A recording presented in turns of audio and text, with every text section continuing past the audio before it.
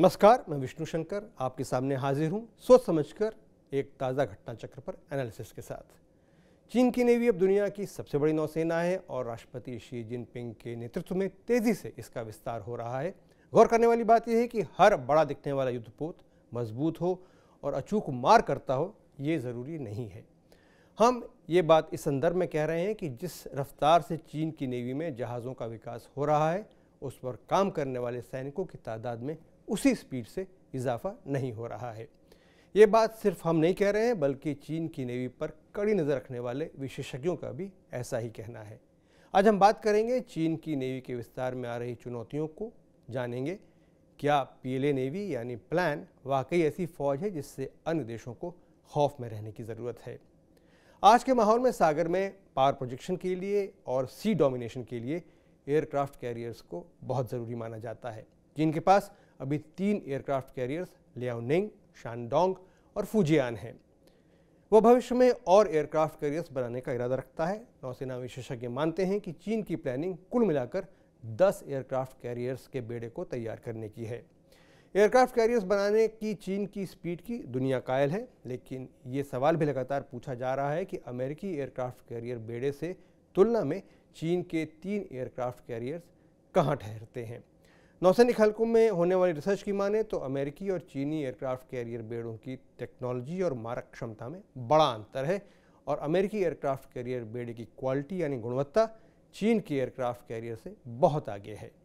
Aircraft carriers तोपों, torpedo और मिसाइलों से लैस एक तैरते हुए हवाई अड्डे के तरीके होते हैं।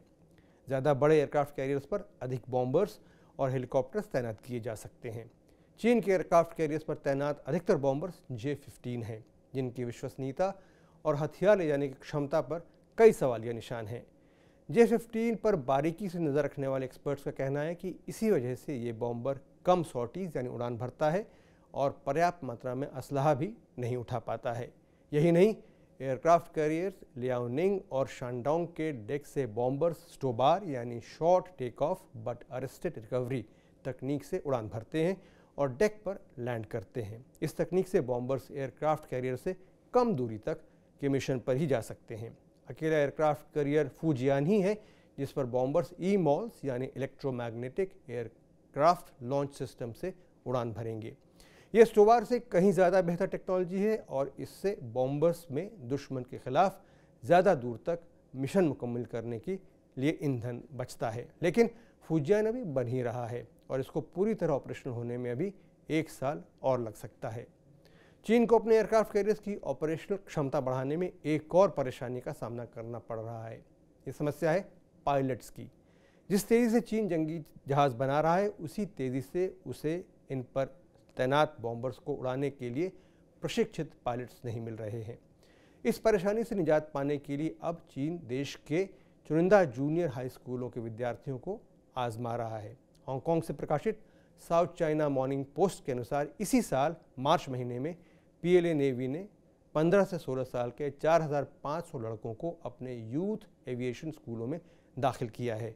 इनमें जो लड़के अपनी 3 साल के कोर्स में अव्वल रहेंगे वो फाइटर जेट कैडेट प्रोग्राम में शामिल किए जाएंगे और एक इंसेंटिव के तौर पर उनको बीजिंग की 3 में से किसी एक टॉप यूनिवर्सिटी में डबल डिग्री कोर्स करने की सुविधा दी जाएगी।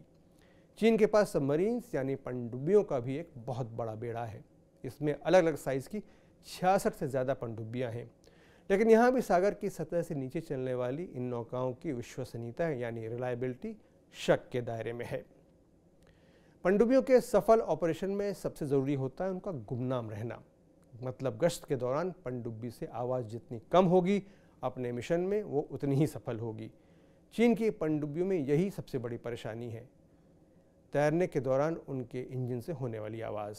पनडुब्बियों का हीट सिग्नेचर यानी उनके इंजन से पैदा होने वाली ऊष्मा भी पनडुब्बियों की लोकेशन बता देती है। चीन की पनडुब्बियाँ या तो डीजल इंजन से चलती हैं या न्यूक्लियर यानी परमाणु ईंधन चालित इंजन से। डीजल इंजन जाहिर है ज़्यादा आवाज़ करते हैं, जबकि न्यूक्लियर इंजन उससे बहुत कम। चीन के पनडुब्बियों में सबसे घातक है SSN यानी शिप सबमर्सिबल न्यूक्लियर और SSBN यानी शिप सबमर्सिबल बैलिस्टिक न्यूक्लियर। ये दोनों न्यूक्लियर पावर से चलती हैं और इन्हें सागर की सतह के नीचे खोज पाना ज़्यादा मुश्किल होता है। SSBN बैलिस्टिक परमाणु मिसाइलें भी फायर कर सकती है। फिर भी अमेरिका और रूस की तुलना में चीन की ये पनडुब्बियाँ ज़्यादा आवाज़ करती हैं और इनकी टेक्नोलॉजी भी पुरानी है। हालांकि साल 2020 के बाद चीन जो पनडुब्बियाँ बना रहा है वो पहले के मुकाबले बेहतर है, लेकिन ये भी अमेरिका के सबमरीन फोर्स की तुलना में कमज़ोर समझी जाती हैं। आज किसी भी नेवी के लिए मॉडर्न जंगी जहाज़ों और हथियारों के साथ साथ एक और चीज़ बहुत ज़रूरी है जो उसकी नौसेना को धार देती है, उसकी ऑपरेशन की रेंज को बहुत बढ़ा देती है। यह है देश की सीमा से दूर स्थित सैनिक अड्डे या मिलिट्री बेसिस। मिसाल के तौर पर चीन ने भारत को घेरने के लिए अपने स्ट्रिंग ऑफ पर्ल्स नीति के तहत हॉर्न ऑफ अफ्रीका में जिबूती, पाकिस्तान में ग्वादार, श्रीलंका में हम्बनटोटा, बांग्लादेश में चटगांव और म्यांमार में सीतवे में सैनिक अड्डे बनाए हैं या इन सरकारों के साथ सैनिक मदद और सहयोग के करार किए हैं।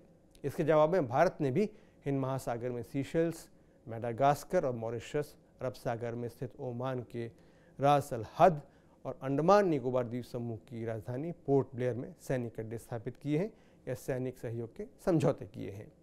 अमेरिका के सैनिक अड्डों और सैनिक सहयोग के समझौतों के उदाहरण तो दुनिया भर में फैले हुए हैं।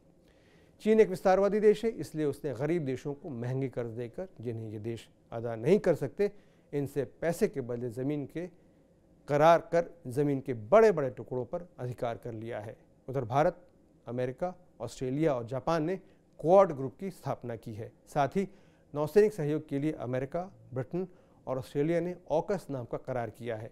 फ्रांस के साथ भी भारत का नौसैनिक सहयोग मजबूत है। ये सारी मशक्क़त हिंद महासागर या प्रशांत महासागर में चीन को किसी भी दुस्साहस से रोकने के लिए की गई है। चीन की नेवी का आकार सबसे बड़ा हो सकता है, लेकिन ये साइज़ इस नेवी को दुनिया की सबसे ताकतवर और अनुशासित नौसेना नहीं बनाता। किसी भी सेना की प्रोफेशनल क्वालिटी यानी पेशेवर गुणवत्ता उसकी चेन ऑफ कमांड से पता चलती है। सच्चाई ये है कि चीन की नेवी देश की नेवी न होकर चीन की कम्युनिस्ट पार्टी की नेवी है। इसका मतलब हुआ कि चीन की सेना से जुड़े सभी फैसले देश की सरकार नहीं बल्कि CPC यानी चाइनीज़ कम्युनिस्ट पार्टी के नेता करते हैं। हालांकि देश के राष्ट्रपति और चीन की कम्युनिस्ट पार्टी के महासचिव यानी सेक्रेटरी दोनों ही शी जिनपिंग ही हैं। ये तो हुई बात शीर्ष नेतृत्व की, लेकिन चीन की नेवी के रैंक्स में किसी जहाज़ का कमांडर जहाज़ का सबसे बड़ा डिसीजन मेकर नहीं होता, उसे भी पॉलिटिकल कॉमिसार के मातहत काम करना पड़ता है। पॉलिटिकल कॉमिसार कम्युनिस्ट पार्टी और नौसेना के बीच की सबसे महत्वपूर्ण कड़ी है, यानी युद्ध की स्थिति में दुश्मन की सेना पर आक्रमण करना है या नहीं, इसका फैसला पॉलिटिकल कॉमिसार करता है और कमांडर उसके आदेश के मातहत काम करता है। जाहिर है ऐसी परिस्थिति में सैनिक ऑपरेशंस के लिए जिम्मेदार कमांडर या कप्तान कभी भी सबसे तेज़ और पेशेवर दृष्टि से प्रोफेशनल अधिकारी नहीं हो सकता। संभव है इससे तेज़ी से फैसले लेने में भी देरी हो जाए। ऐसी सूरत में क्या चीन की नेवी से दुनिया को डरना चाहिए? इस सवाल का जवाब हम आप पर छोड़ते हैं। सोच समझ कर मैं आज यहीं तक।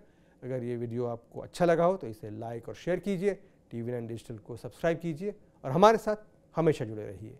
विष्णु शंकर को अनुमति दीजिए। नमस्कार।